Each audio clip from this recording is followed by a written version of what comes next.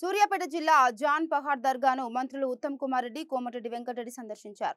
ఈ నెల 30న మట్టపల్లిలో జరగనున్న ముఖ్యమంత్రి రేవంత్ రెడ్డి సభ ఏర్పాట్లపై సమీక్ష జరిపారు. ఈ సందర్భంగా మంత్రి ఉత్తమ్ కుమార్ రెడ్డి మాట్లాడుతూ ఈ నెల 30న హుజూర్ నగర్ పట్టణంలో సీఎం సన్నబియ్యం పంపిణీ ప్రారంభిస్తారని, ఏప్రిల్ నెల నుండి రేషన్ కార్డు ఉన్న లబ్ధిదారులకు 6 కిలోల సన్నబియ్యం పంపిణీ చేస్తామన్నారు. ఉమ్మడి నల్గొండ జిల్లాలో పెండింగ్ లో ఉన్న ప్రాజెక్టులు అన్ని పూర్తి చేస్తామన్న మంత్రి సాగర్ విషయంలో బీఆర్ఎస్ ప్రభుత్వం నిర్లక్ష్యంతోనే ఈ పరిస్థితి వచ్చిందని ఆరోపించారు.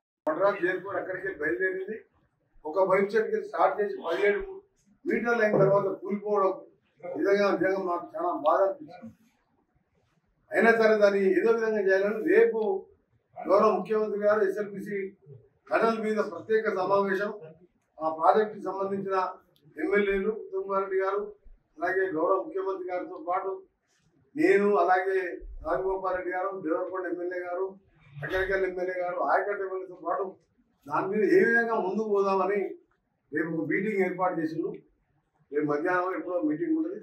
దాంతో పాటు ఢిల్లీని బ్రాహ్మణ విలువను చూసి ముఖ్యమంత్రి స్వయంగా వచ్చి నీళ్లు వదిలిపెట్టిండ్రు.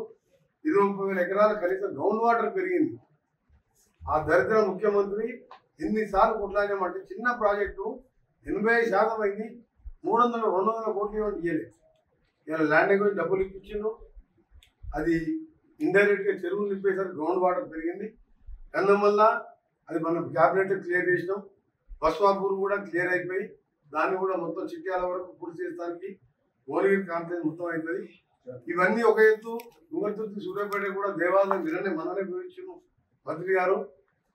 దాంతోపాటు మన కేటీఆర్ సూర్యాపేటకు వచ్చినప్పుడు ఇష్టంగా మాట్లాడాడు.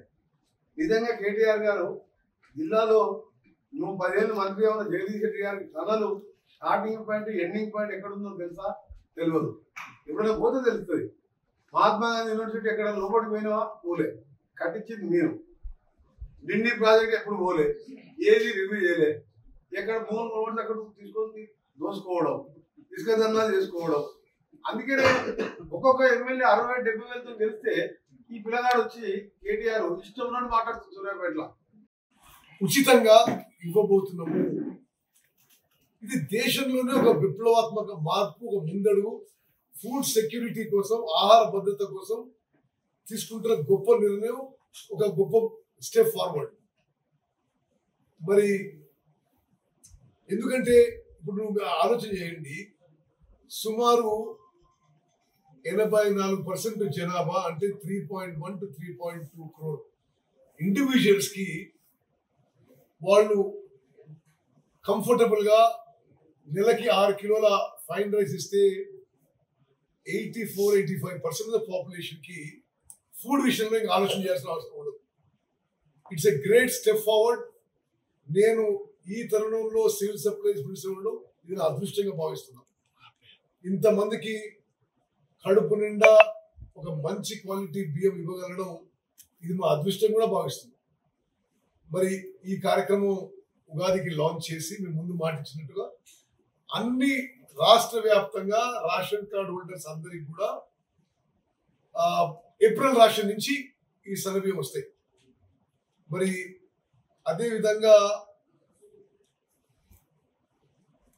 రాష్ట్రంలో అనేక సంక్షేమ పథకాలు, అభివృద్ధి కార్యక్రమాల గురించి డిస్కస్ చేయడం జరిగింది. మరి నేను మరోమారు మనవి చేస్తున్నా, ఇక్కడ 12 నియోజకవర్గాల్లో 11 మంది ప్రాతినిధ్యం వహిస్తున్నారు. మొత్తం 12 నియోజకవర్గాల్లో చాలా బలమైన కాంగ్రెస్ నాయకత్వం ఉంది.